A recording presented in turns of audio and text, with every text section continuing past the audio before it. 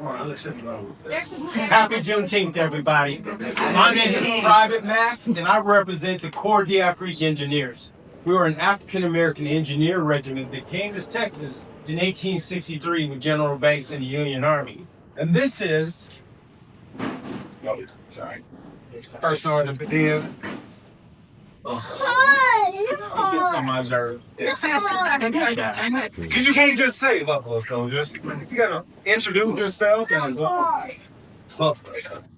And you notice every time the guests get close to me, you really get on my nerves. Well, today we're going to talk to you about the importance of the USCT and the Buffalo Soldiers. And all right.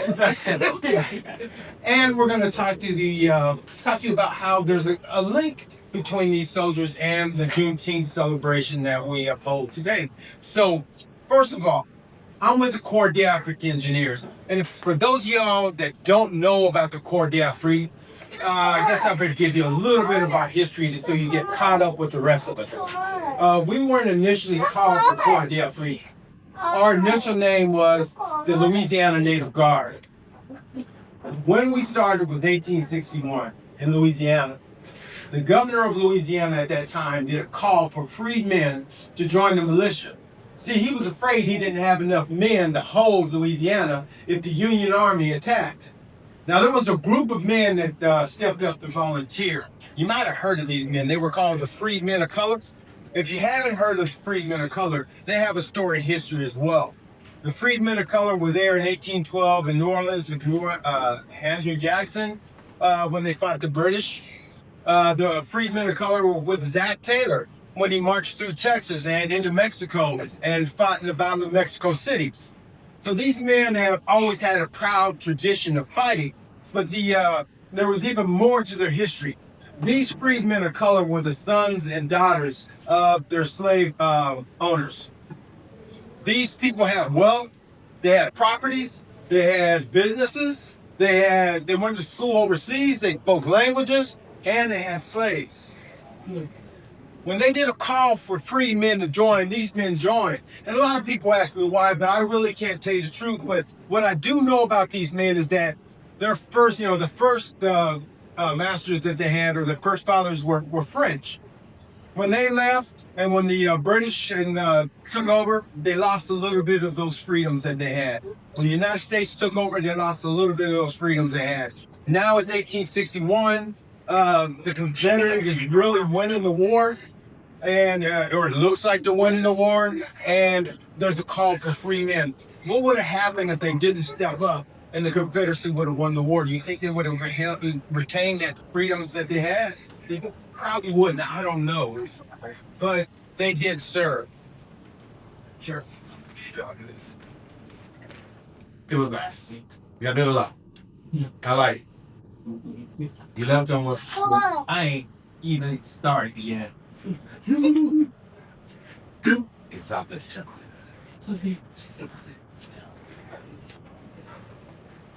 Buffaloes. Now, we do thank this man in the USCT for all the foundational steps they placed out. But you see, after the Civil War, when there was no more slavery, we got what was an opportunity to become full-time professional soldiers. In 1866 is when Congress creates the all-black units. Because although we got rid of slavery, we now have to deal with segregation and all the other stuff that came after that. So Congress still gives us an opportunity to provide for our families, get an education, seek adventure, join the military. Same pictures that they use today.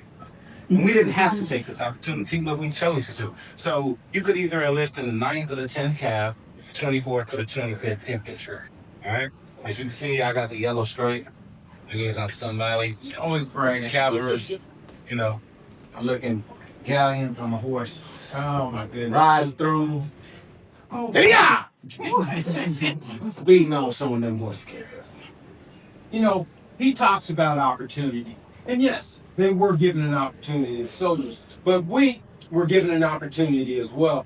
The opportunity we were given was to put this union that was divided back together. Another opportunity that we had was to end this institution in this country called slavery and free our people. So we had an opportunity as well. Now, we came here in 1863. Does anybody know why the Union Army was in Texas in 1863? Or does anybody know that the Union Army was in Texas in 1863? See, this is something that's not spoken of. See, we talk about the Buffalo Soldiers as if they were the end-all be-all. And it hurts me that we're hardly mentioned. We have museums that honor these men.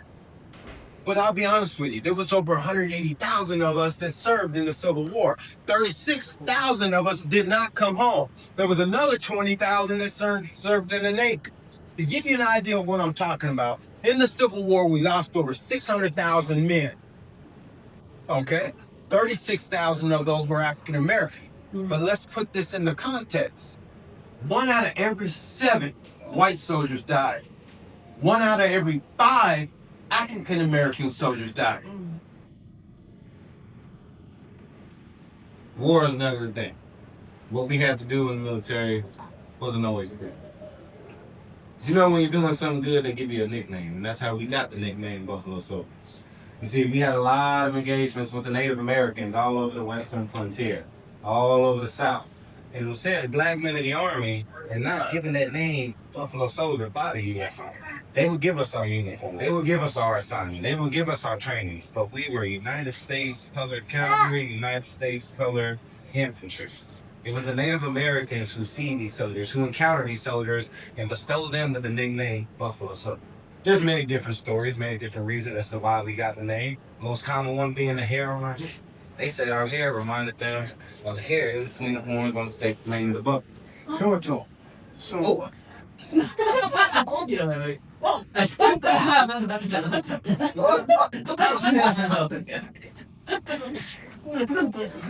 Oh yeah, like I was saying with the hair. Reminding the Indians of the hair on the buffalo. The skin color and the dark eyes reminding the Indian of the face of the buffalo. And my most personal favorite. And I'm sure y'all saw when y'all came in here the difference between this USCT soldier and this buffalo soldier. Because they said when they got into battles with the buffalo soldier, we fought just as strong, brave, and courageous as the mighty buffalo out on the plains. You know, I see where you're going with this. See, we may not have had a flashy name. We were called the USCT or United States Colored Troops, but what we did have was a purpose. See, a lot of people don't know what our purpose was down here in Texas. I started to allude to this earlier. See, a lot of people think we came to Texas to defeat the Confederacy that was here. Yes, we were, but that wasn't the main reason why we came to Texas. A lot of people think we were here to end the tide of goods that was coming from Mexico into Texas into the South. We were here to do that too, but that wasn't the main reason why we were here. The main reason why we were here was Mexico. See, Abraham Lincoln in 1863, this was a pivotal year for the United States. The war was starting to turn against the Confederacy. Abraham Lincoln was waiting for a big battle to announce his Emancipation Proclamation. And from there, everything kind of snowballed. See, he thought it was right in 1863 to do the Emancipation Proclamation, and he also thought it was the time to do the planting of the flag in Texas. The reason for that was the Monroe Doctrine. And if you're not familiar with the Monroe Doctrine told Europe, hands off the Americas, North, South, and Central. If you invade any of these countries, it's grounds for war with the United States. We were telling Maximilian, Mess around and find out. That's what it sounded like to me. yeah, exactly. Mess around and find out. You know what? You're not the only ones that have that type of story. Did you see the Buffalo Soldier? They got to plant their flag to. You see, in December of 1867, Company K-9 Cav went out on an assignment. They went way out there to West Texas. Isolated fort. Fort Lancaster. Their ability was to be stationed there for a while. Get the fort back in order. One company of men, typically 70 or so. You had the officers on site, you had the officers' wives, some of the assistants. But they get invaded. First time a military base is invaded on U.S. soil. These 70 men get into a confrontation with an estimated 700, 800 outlaws, bandits, ex-Confederates, you name it. Now, my math skills, I'm working at them still. That's why I got in the Army to start this counting process. But if I got 70 men versus 900, who wins that fight? 900. Did you get that? I think they missed the part where they said we fought just as brave and strong as the Buffalo. The USC team wasn't there. Yeah, so the Buffalo Soldiers literally held the fort down and planted our flag. Okay, I like that. See, we could talk about it too. See, General Banks tried 5 times to come to Texas. On that 4th time, he landed at the mouth of the Rio Grande. We took Brownsville. We took Matagorda Island. And we also took Fort Esperanza. The only thing that messed us up, we stumbled a little bit on our way to Laredo. Now, battles wasn't the only thing. See, remember I told you there was a link between us and the Emancipation Proclamation? See, this is a tangled web that we need to talk to y'all about, because we come here and we talk about, we celebrate food and music, but a lot of times we don't really understand why we celebrate Juneteenth. Does anybody know why we were told 2.5 years late that we were free? Oh, yes? Because slaves weren't allowed to learn how to read. I like that guess. But, I like that guess. But that's not where we're going right now with this. Later we will. When we talk about this thing called Emancipation Proclamation, there were several things that happened. There's a timeline to this. Abraham Lincoln was looking for a big battle. 1862, we had the Battle of Antietam, which had more American soldiers die in the battlefield than any other battle. After that, he decided he was going to do his Emancipation Proclamation January the 1st, 1863. But before that, there was a gentleman named John Forbes that came up with this proclamation of the Emancipation booklet. This was a mini booklet that had the Emancipation Proclamation in it. He did this in December of 1862. I didn't get Abraham Lincoln's Emancipation Proclamation to put in his book. Now, on this book, he also has an excerpt from Alexander Stevenson's cornerstone speech. Does anybody know who Alexander Stevenson was? He was the vice president of the Confederacy. After he was elected into office, he wrote his cornerstone speech, and he clearly spelled out in his speech that the division of the states was due to slavery. Forbes wanted to put this on the back of the book in 1862 when nobody was talking about the slavery. 1861 or early 1863, the war was about states' rights, the election of Abraham Lincoln, so on and so forth, when nobody was talking about slavery. In 1862, Forbes wanted to prove that this war was about slavery. 1863, January 1st, Abraham Lincoln does his Emancipation Proclamation. May 22nd, we have the Bureau of Colored Troops that was formed, which now turns all these African American soldiers into federal designated troops. Later on that year, October, November, you got General Banks come to Texas to plant the flag and to let Maximilian in Mexico know that we had not forgot about the Monroe Doctrine. Hey, happy birthday. Sounds like that whole era something called opportunity. And let me tell you, there's no better person to talk about opportunity than a Buffalo Soldier. Because you see, we took opportunity and ran with it. We saddled up them boots, and we took every single chance that we got. You see, opportunities such as Henry O'Flynn. This man became the first black lieutenant of the U.S. Army. I like to compare myself to Flipper because we had the same sort of ambitious goals. Flipper wanted to get educated, and with education came money. So he made a lot of money being an officer. Now, I don't like to brag much, but this strike means I got a little bit of education. He says he doesn't like to brag. And while the private here makes $13 a month, I'm sitting at a pretty $15 a month. Man, it doesn't take a lot of accounting knowledge to know, would you rather have 13 or 15? Which you won't hurt. So I like that argument that he just brought up. But see, a lot of people don't realize that during the Civil War, we had African American officers as well. We had over 150 African American officers. What kind of pregnant? That's impressive. Oh, I'm not done yet. I'm not done yet. And the highest ranking of those African American officers that served in the Civil War was a brevet colonel. So I ain't got nothing to tell. But what I do got is, Henry Flipper, first black lieutenant, 10th Cav here in Texas. What I do have is Charles Young, lieutenant, graduate of West Point, becomes first black superintendent of the national parks. What I do have is many other firsts of many. We can go down the list. We can talk about the engineering accomplishments of the Buffalo Soldiers that revolutionized the frontier, making it suitable for civilizations to continue that push outwards. I resemble that remark. He talks about the engineering feats of the Buffalo Soldiers. But remember I told you at the beginning, I was with the 1st Corps d'Afrique engineers. We were first African American engineers. See, a lot of people used to argue with me about there were no such thing as African American engineers. And I would ask them, what makes you think that? And they would tell me, well, you had to be skilled labor to be in an engineer regiment. And I told them, well, this is where you do not know your history. Not all slaves were picking rice and cottages.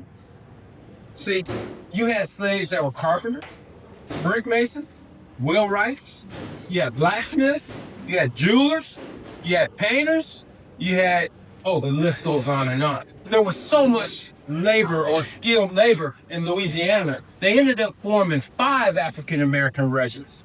If these regiments were at full strength, you would have over 5,000 African American engineers. I ain't got nothing for that one either. That's 2. But what I will say is I'm starting to see something there. You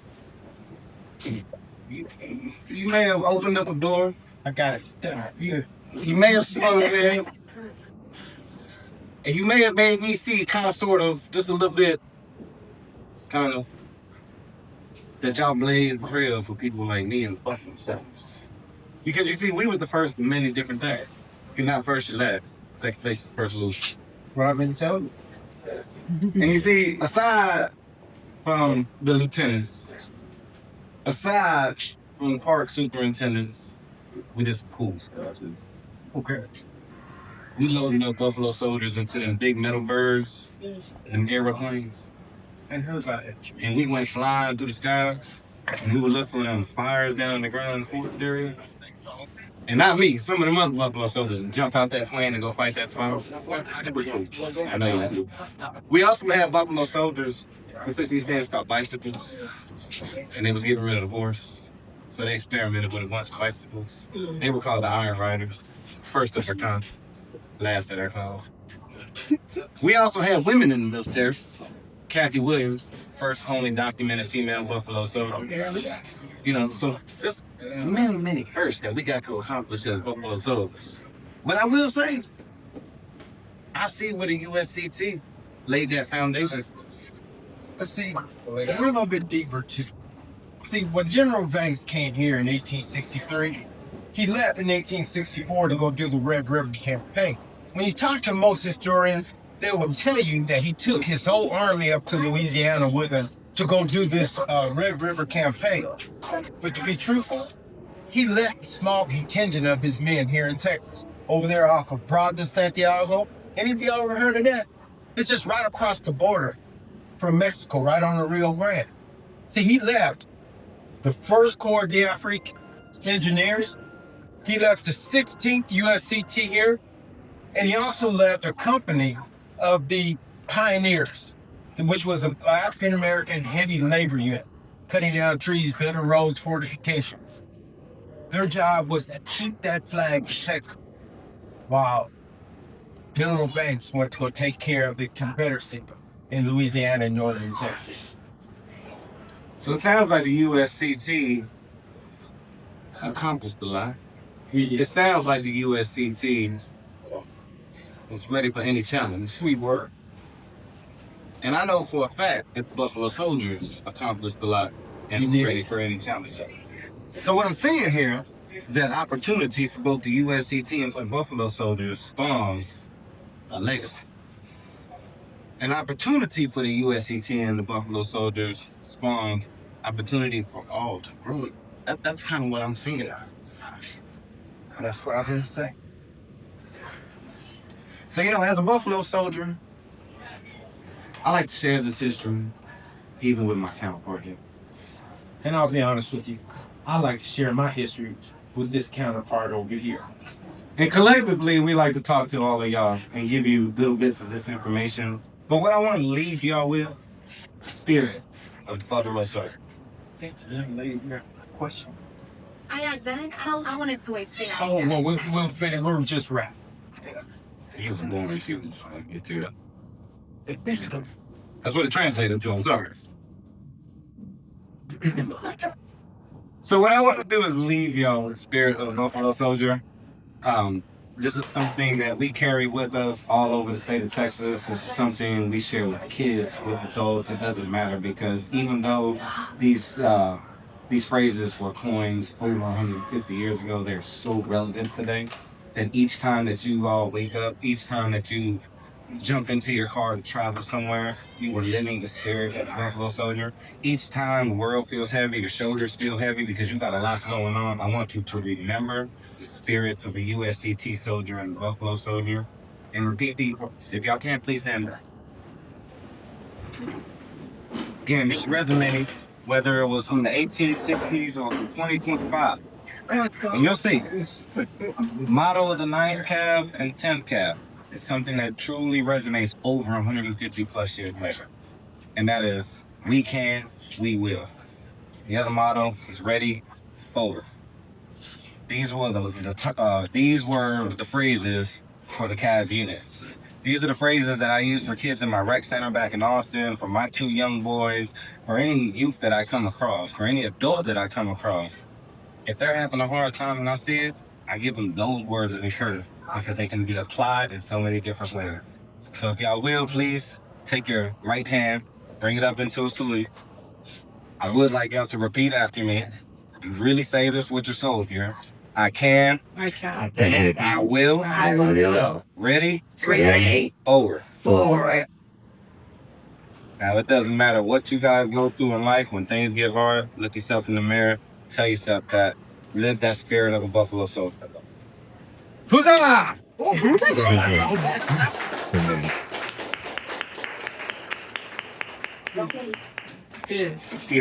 So my question is, it's because You had 2 things that happened before the Emancipation Proclamation. You had the Confiscation Act 1 and 2.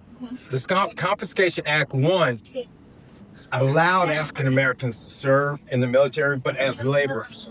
So we can build bridges, fortifications, cut down trees, but we couldn't serve and actually fire weapons. The Confiscation Act 2 started to open up the door to that, but it wasn't confirmed by Congress or anything like that. So it could have been rescinded at any time. The Emancipation Proclamation kicked open the door for African Americans to now serve in the military in numbers. This is where you see in 1863, a huge number of African Americans joined in the military. And it was something that the South couldn't overcome. Because at that time, they didn't think we would make good soldiers, or if we did join, it would probably dispel that myth that we weren't as human as the white Southerners were. okay. I was just always curious. Yeah, They say Texas is the South, and I actually relocated. Yeah, Texas is the South. Texas is the South. You just what you just said. I didn't say Texas was the South. I said that what the Union Army did during the Emancipation Proclamation could only free the slaves in that was held in northern held territory in the South. Texas wasn't held by the Union Army. It was a Confederate state. Okay. We couldn't free slaves here at that time, so the Emancipation Proclamation did not count here in Texas. Oh, that's what it was. Okay, I got it now. I understand it. So Texas was always part of the South and will always be a part of the South. Okay, We're just a little more complex down here. I Yes. see. Yes. Texas got a lot going on. Trust me, I know. Thank you. The declaration they couldn't be enforced until Right. we were enemies in 18. And exactly, because we weren't actually freed until the 13th Body Amendment. found out. Oh, and ma'am, I forgot to mention that to you too, ma'am.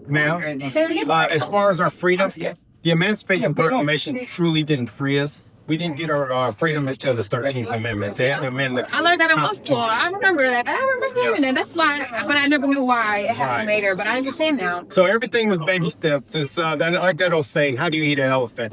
One bite at a time.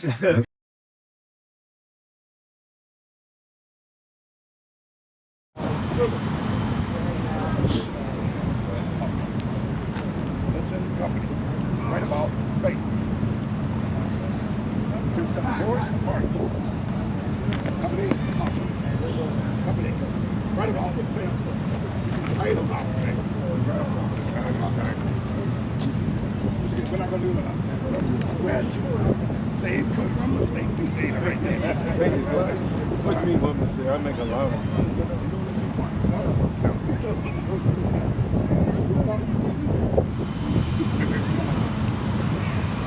Right there. March.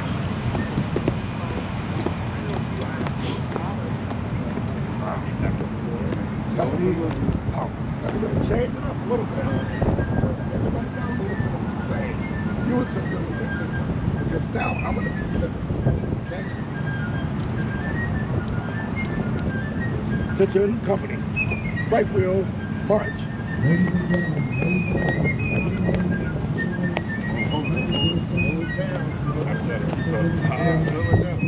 You don't keep up. Company. He's going too fast. Very good. Really good? Yeah, All okay. right. Colors, carried the colors into battle, was shot down, made it to the parapet. He looked around him. The orders had been made to retreat, but he was steadily going up. And by the way, when they got up to the parapet, you know what happened? The sun began to go down, and the rain began to fall. They asked, woman, are you brave enough to vote? Well, I expect this.